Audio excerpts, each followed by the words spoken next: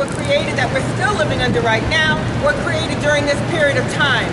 Right after slavery was ended, these laws were created to continue to subject people from Africa to all kinds of degradation. And so we believe that it's really important for us to remember the history of the people who fought against this, who resisted against these unjust laws. Because even today, we have mothers and children being separated by the state. Even today, we have people who are forced into labor and not getting paid for it in prisons. And the 13th Amendment continues to allow that.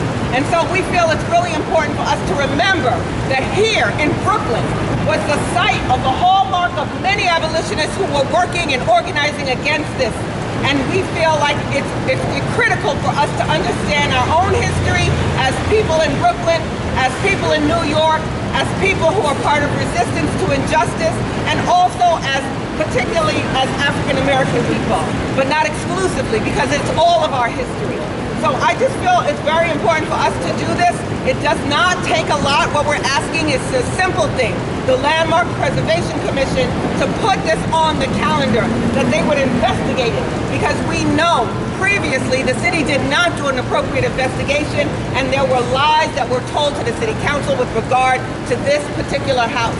And so we want a fair and just review of the situation, and we have plenty of historians who are happy to come forward and speak about this.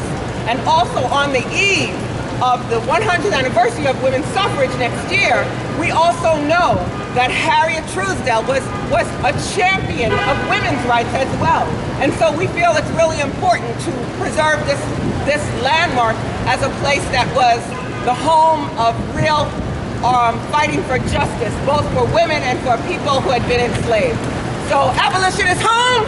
Leave it alone. Abolition is home. Leave it alone.